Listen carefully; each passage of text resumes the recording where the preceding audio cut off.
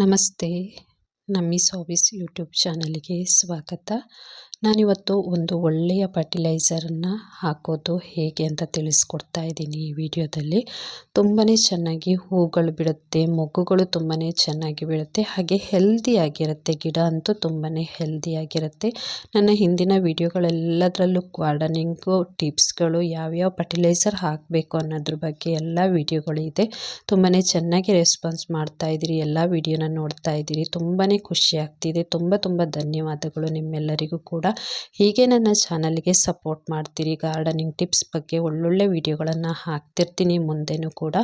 ನಾವು ಗಾರ್ಡನ್ನಲ್ಲಿ ತುಂಬಾ ಚೆನ್ನಾಗಿ ಗಿಡಗಳನ್ನು ನೆಟ್ಟಿರ್ತೀವಿ. ತುಂಬಾ ಚೆನ್ನಾಗಿ ಗಿಡಗಳನ್ನು ನೆಟ್ಟು ಗೊಬ್ಬರಗಳನ್ನು ಹಾಕಿದರೂ ಕೂಡ ಕೆಲವೊಂದು ಸರ್ತಿ ನಾವು ಎಣಿಸ್ದಾಗೆ ಹೂ ಬಿಡಲ್ಲ, ಮೊಗ್ಗುಗಳು ಆಗಲ್ಲ.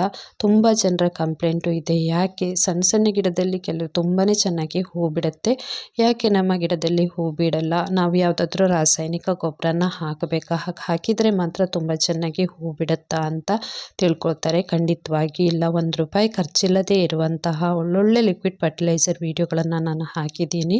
ಇವತ್ತು ಕೂಡ ₹1 ಖರ್ಚಿಲ್ಲದೆ ಇರುವಂತಹ ಒಂದು ಲಿಕ್ವಿಡ್ ಫರ್ಟಿಲೈಸರನ್ನು ಮಾಡೋದು ಹೇಗೆ ಅಂತ ತಿಳಿಸ್ಕೊಡ್ತಾ ಇದ್ದೀನಿ. ಇದನ್ನು ಹಾಕಿದರೆ ನಿಮ್ಮ ಗಿಡಗಳಿಗೆ ವಿಟಮಿನ್ ಸಿ, ಫೈಬರ್, ಕ್ಯಾಲ್ಶಿಯಂ ಹಾಗೆ ಪೊಟ್ಯಾಷಿಯಂ ಕೂಡ ತುಂಬಾ ಅಧಿಕವಾಗಿ ಸಿಗುತ್ತೆ. ತುಂಬಾ ಚೆನ್ನಾಗಿ ಮೊಗ್ಗುಗಳು ಕೂಡ ಆಗುತ್ತೆ, ಹೂಗಳು ತುಂಬ ಹೆಲ್ದಿಯಾಗಿ ಬಿಡುತ್ತೆ.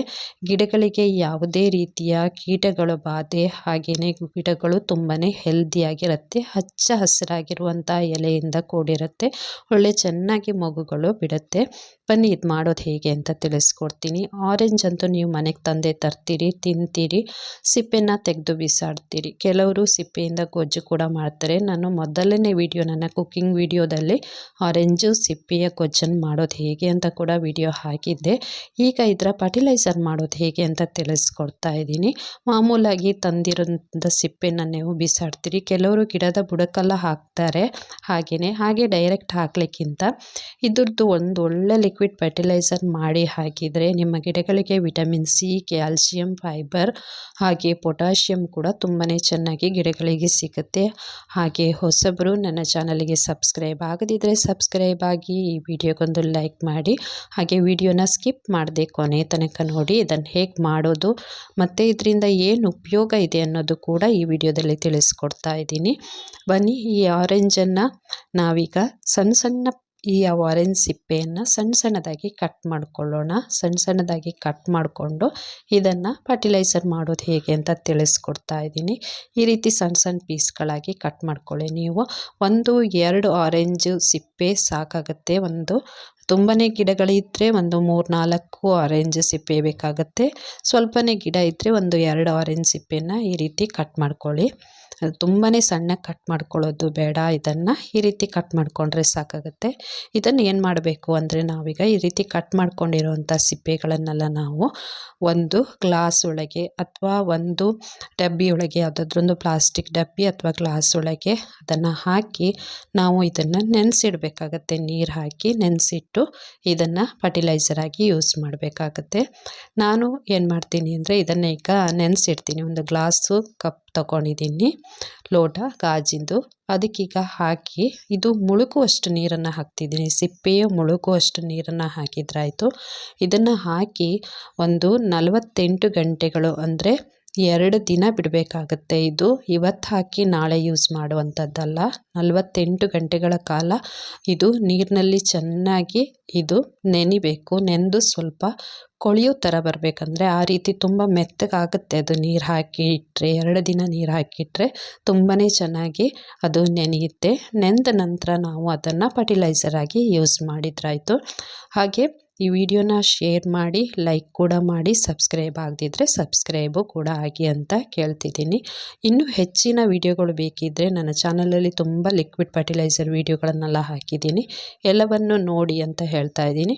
ನೋಡಿ, ಇದು ಮುಳುಗುವಷ್ಟು ನೀರನ್ನು ನಾನು ಹಾಕಿದ್ದೀನಿ. ಇದಕ್ಕೆ ಒಂದು ಪ್ಲೇಟನ್ನು ಮುಚ್ಚಿ 48 ಗಂಟೆಗಳ ಕಾಲ ಇದನ್ನು ಹಾಗೆ ಇಟ್ಟರಾಯಿತು. 48 ಗಂಟೆ ಬಿಟ್ಟು, ಅಂದರೆ 2 ದಿನ ಬಿಟ್ಟಿದ ನಂತರ ಇದು ತುಂಬಾ ಚೆನ್ನಾಗಿ ನೆಂದಿದೆ. ನೋಡಿ, ಇದು ಸಿಪ್ಪೆ ಕಲರ್ ಕೂಡ ಚೇಂಜ್ ಆಗಿದೆ, ಸ್ವಲ್ಪ ಕಲರು ಡಲ್ ಆಗಿದೆ. ಇದನ್ನು ನೀವು ಸಿಪ್ಪೆನ ತೆಗೆದು ಬರೀ ಆ ಲಿಕ್ವಿಡ್ ಇರುತ್ತಲ್ಲ ಅದನ್ನು ಕೂಡ ನೀವು ಫರ್ಟಿಲೈಸರ್ ಆಗಿ ಯೂಸ್ ಮಾಡ್ಬೋದು, ತೊಂದರೆ ಇಲ್ಲ. ಆದರೆ ನಾನು ಈಗ ಬೇರೆ ಮೆಥಡನ್ನು ಹೇಳ್ಕೊಡ್ತಾ ಇದ್ದೀನಿ. ಈ ರೀತಿ ಕೂಡ ಮಾಡಿದ್ರೂ ಸಹ ಒಳ್ಳೆ ಕ್ಯಾಲ್ಶಿಯಂ ಸಿಗುತ್ತೆ ಮತ್ತು ವಿಟಮಿನ್ ಸಿ ಕೂಡ ಗಿಡಗಳಿಗೆ ಸಿಗುತ್ತೆ. ಇದನ್ನು ಸ್ವಲ್ಪ ನಾನು ಬೇರೆ ಥರದಲ್ಲಿ ಇದನ್ನು ಮಾಡೋದು ಹೇಗೆ ಅಂತ ತಿಳಿಸ್ಕೊಡ್ತಾ ಇದ್ದೀನಿ. ಮತ್ತು ಇದೇನೆಂದರೆ ಯಾವುದೇ ಪ್ಲ್ಯಾಂಟು ಅಂದರೆ ನೀವು ಯಾವುದೇ ಗಿಡ, ಹೂವು ಬಿಡುವಂತಹ ಯಾವ ಗಿಡ ಆದರೂ ಅಡ್ಡಿಲ್ಲ, ದಾಸವಾಳ ಅಂತಲ್ಲ, ಯಾವುದಕ್ಕಾದರೂ ಈ ಫರ್ಟಿಲೈಸರನ್ನು ಹಾಕ್ಬೋದು. ಮಿಕ್ಸಿ ಜಾರನ್ನು ತೊಗೊಂಡಿದ್ದೀನಿ. ಮಿಕ್ಸಿ ಜಾರಿಗೆ ಈ ಸಿಪ್ಪೆಗಳನ್ನೆಲ್ಲ ಹಾಕಿ ಇದನ್ನು ಪೇಸ್ಟ್ ಮಾಡ್ಕೊಳ್ಳೋಣ. ಮಿಕ್ಸಿ ಜಾರಿಗೆ ಅದನ್ನು ಪೂರ್ತಿಯಾಗಿ ನೀರು ಸಮೇತವಾಗಿ ಬೇಕಾದರೂ ಹಾಕ್ಬೋದು, ಇಲ್ಲದೇ ಇದ್ದರೆ ಹಾಗೆ ಬರೀ ಸಿಪ್ಪೆಯನ್ನು ಹಾಕಿ ಆ ನೀರನ್ನೇ ಯೂಸ್ ಮಾಡ್ಕೊಳ್ಬೋದು. ಅಂದರೆ ನೆನೆಸಿರುವಂತಹ ಲಿಕ್ವಿಡ್ ಇದೆಯಲ್ಲ ಅದನ್ನೇ ಇದಕ್ಕೆ ಹಾಕ್ಕೊಂಡು ಪೇಸ್ಟಿಗೆ ಯೂಸ್ ಮಾಡ್ಕೊಳ್ಬೋದು ನೀರನ್ನು. ನಾನು ಸ್ವಲ್ಪ ಹಾಕ್ತೀನಿ ಅದಕ್ಕೆ.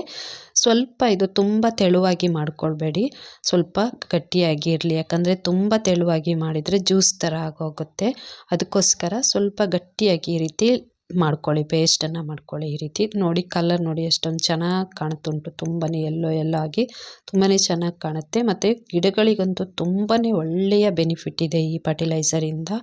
ಅಷ್ಟೊಂದು ಒಳ್ಳೆಯ ಒಂದು ಲಿಕ್ವಿಡ್ ಫರ್ಟಿಲೈಸರ್ ಇದು. ಮಿಕ್ಕಿರುವಂತಹ ನೀರನ್ನು ಇದಕ್ಕೆ ಸೇರಿಸ್ಕೊಳ್ಳಿ.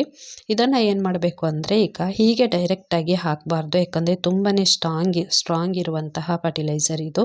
ಹೀಗೆ ಡೈರೆಕ್ಟಾಗಿ ಹಾಕಿದರೆ ಗಿಡಗಳಿಗೆ ಹಾನಿಯಾಗುತ್ತೆ. ಯಾಕಂದರೆ ಸಿಟ್ರಿಕ್ ಆಮ್ಲ ತುಂಬಾ ಜಾಸ್ತಿ ಇರೋದ್ರಿಂದ, ವಿಟಮಿನ್ ಸಿ ಜಾಸ್ತಿ ಇರೋದ್ರಿಂದ ಇದು ಗಿಡಗಳಿಗೆ ತುಂಬಾ ಜಾಸ್ತಿ ಇದಾಗುತ್ತೆ. ಏನಂದರೆ ಸ್ವಲ್ಪ ಗಿಡಗಳು ಒಣಗ್ಬೋದು ಇದನ್ನು ಡೈರೆಕ್ಟಾಗಿ ಹಾಕೋದ್ರಿಂದ. ಅದಕ್ಕೋಸ್ಕರ ಇದಕ್ಕೆ ಏನು ಮಾಡಬೇಕು ಅಂದರೆ ಇದಕ್ಕೆ ಸ್ವಲ್ಪ ನೀರನ್ನು ಮಿಕ್ಸ್ ಮಾಡ್ಕೊಳ್ಳೋಣ. ಅಂದರೆ ಇದನ್ನು ಒಂದು ಬಕೆಟಿಗೆ ಹಾಕ್ಕೊಂಡು, ಈ ಜ್ಯೂಸ್ ಥರ ಇದೆಯಲ್ವ ಲಿಕ್ವಿಡು, ಇದನ್ನು ಒಂದು ಬಕೆಟಿಗೆ ಹಾಕ್ಕೊಂಡು 1 ಕಪ್ನಷ್ಟಾಗಿದೆ, ಒಂದು ದೊಡ್ಡ ಗ್ಲಾಸ್ನಲ್ಲಿ ಪೂರ್ತಿಯಾಗಿದೆ ಇದು. ಇದಕ್ಕೆ ಏನು ಮಾಡಬೇಕು ಅಂದರೆ ಅದೇ ಕಪ್ನಲ್ಲಿ ಅಥವಾ ಅಂದಾಜು ನೀವು ಇದಕ್ಕೆ ನೀರು ಮಿಕ್ಸ್ ಮಾಡ್ಕೊಂಡ್ರಾಯ್ತು. ಅದೇ ಕಪ್ನಲ್ಲಿ ಒಂದು 5-6 ಕಪ್ ನೀರನ್ನು, ಬೇರೆ ನೀರನ್ನು ಇದಕ್ಕೆ ಸೇರಿಸ್ಕೊಳ್ಳಿ, ಮಿಕ್ಸ್ ಮಾಡ್ಕೊಳ್ಳಿ.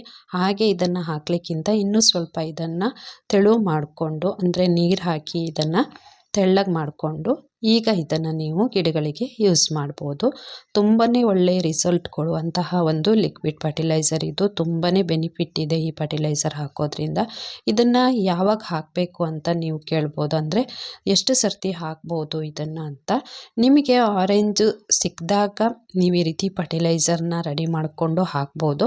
ತಿಂಗಳಲ್ಲಿ ಒಂದು ಸತಿ ಈ ಲಿಕ್ವಿಡ್ ಫರ್ಟಿಲೈಸರ್ನ ಕೊಟ್ಟರೆ ಸಾಕು, ಒಳ್ಳೆ ರಿಸಲ್ಟ್ ಕೂಡ ಬರುತ್ತೆ. ಹಾಗೆ ಇನ್ನಿತರ ಫರ್ಟಿಲೈಸರ್ಗಳ ವಿಡಿಯೋಗಳನ್ನೆಲ್ಲ ನಾನು ಹಾಕಿದ್ದೀನಲ್ಲ ಡಿಸ್ಕ್ರಿಪ್ಷನ್ನಲ್ಲಿ, ಅದರೆಲ್ಲ ಲಿಂಕನ್ನು ಹಾಕಿರ್ತೀನಿ. ಅದನ್ನು ಕೂಡ ನೀವು ತಿಂಗಳಲ್ಲಿ ಒಂದೊಂದು ಸರ್ತಿ ಕೊಟ್ಟರಾಯ್ತು, ಒಳ್ಳೆ ರಿಸಲ್ಟ್ ಕೊಡುತ್ತೆ. ಹಾಗೆ ಕೆಮಿಕಲ್ ಫರ್ಟಿಲೈಸರ್ ಹಾಕಿ ಗಿಡಗಳನ್ನು ಹಾಳು ಮಾಡ್ಕೊಳ್ಳಿಕ್ಕಿಂತ ಅದು ತಕ್ಷಣಕ್ಕೆ ರಿಸಲ್ಟನ್ನು ನಿಮಗೆ ಕೊಡ್ಬೋದು, ಆದರೆ ಅದು ಕೊನೆ ತನಕ ನಿಮ್ಮ ಗಿಡಗಳನ್ನು ಕಾಪಾಡಲ್ಲ. ಈ ರೀತಿ ನೀವು ಈ ರೀತಿ ಫರ್ಟಿಲೈಸರನ್ನು ಯಾವುದು ಅಂದರೆ ಆರ್ಗಾನಿಕ್ ಫರ್ಟಿಲೈಸರನ್ನು ಕೊಡೋದ್ರಿಂದ ಮಣ್ಣಿನ ಫಲವತ್ತತೆ ಹೆಚ್ಚಾಗುತ್ತೆ, ಮಣ್ಣಲ್ಲಿ ತುಂಬಾ ಒಳ್ಳೆಯ ಸತ್ವಗಳು ಕೂಡ ಉತ್ಪತ್ತಿಯಾಗುತ್ತೆ. ನೀವು ಈ ರೀತಿಗಳ ಯಾವುದು ಅಂದರೆ ಆರ್ಗ್ಯಾನಿಕ್ ಫರ್ಟಿಲೈಸರು ಕೊಡ್ತಾ ಬಂದರೆ ಗಿಡಗಳಲ್ಲಿ ಯಾವಾಗಲೂ ಹೂ ಬಿಡ್ತಾನೆ ಇರುತ್ತೆ. ಗಿಡಗಳಿಗೂ ಯಾವುದೇ ಥರ ಹಾನಿ ಕೂಡ ಆಗಲ್ಲ. ಮಣ್ಣುಗಳು ಕೂಡ ತುಂಬಾ ಒಳ್ಳೆ ಫಲವತ್ತತೆಯಿಂದ ಕೂಡಿರುತ್ತೆ. ಈ ವಿಡಿಯೋ ಎಲ್ಲರಿಗೂ ಇಷ್ಟ ಆಗಿದೆ ಅಂತ ಅಂದ್ಕೊಂಡಿದ್ದೀನಿ. ಇಷ್ಟ ಆದರೆ ಒಂದು ಲೈಕನ್ನು ಕೂಡ ಮಾಡಿ, ಹಾಗೆ ಗಾರ್ಡನಿಂಗ್ ಇಂಟ್ರೆಸ್ಟ್ ಇರೋರಿಗೆ ಶೇರ್ ಕೂಡ ಮಾಡಿ ಈ ವಿಡಿಯೋನ. ನಾನು ದಾಸವಾಳ ಅಂತಲ್ಲ, ಪ್ರತಿಯೊಂದು ಗಿಡಗಳಿಗೂ ಕೂಡ, ಅಂದರೆ ಪ್ರತಿಯೊಂದು ಹೂ ಬಿಡುವಂಥ ಗಿಡಗಳಿಗೂ ಕೂಡ ಈ ಫರ್ಟಿಲೈಸರ್ನ ಕೊಡ್ತಾ ಇದ್ದೀನಿ. ತಿಂಗಳಿಗೆ ಒಂದು ಸರ್ತಿ ನೀವು ಈ ಫರ್ಟಿಲೈಸರ್ನ ಕೊಟ್ಟರೆ ಸಾಕು. ನಂತರ ನೀವು ಬೇರೆ ಬೇರೆ ಫರ್ಟಿಲೈಸರ್ಗಳು ಯಾವ್ದ್ಯಾವ್ದು ಕೊಡಬೇಕು, ಯಾವಾಗ ಕೊಡಬೇಕು ಅನ್ನೋದು ಕೂಡ ಹಿಂದೆಲ್ಲ ವಿಡಿಯೋಗಳಲ್ಲಿ ಹಾಕಿದ್ದೀನಿ. ನೋಡ್ತಾ ಇದ್ದೀರಿ, ಎಲ್ಲರೂ ಕೂಡ ಕಮೆಂಟ್ ಕೂಡ ಹಾಕ್ತಾ ಇದ್ದೀರಿ. ತುಂಬಾ ಖುಷಿ ಆಗ್ತಿದೆ. ಹೀಗೆ ನನ್ನ ಚಾನಲಲ್ಲಿರುವಂಥ ಎಲ್ಲ ವಿಡಿಯೋಗಳನ್ನು ನೋಡಿ ನಿಮಗೂ ಕೂಡ ಗಾರ್ಡನ್ ಆಸಕ್ತಿ ಇದ್ದರೆ ಆ ಟಿಪ್ಸ್ಗಳನ್ನೆಲ್ಲ ನೀವು ಕೂಡ ಯೂಸ್ ಮಾಡ್ಕೊಳ್ಳಿ ಅಂತ ಕೇಳ್ತಾ ಇದ್ದೀನಿ. ಹೀಗೆ ನಾನು ಪ್ರತಿಯೊಂದು ಹೂ ಬಿಡುವಂತಹ ಪ್ರತಿ ಗಿಡಕ್ಕೂ ಇದನ್ನು ಹಾಕ್ತಾ ಇದ್ದೀನಿ. Thank you so much.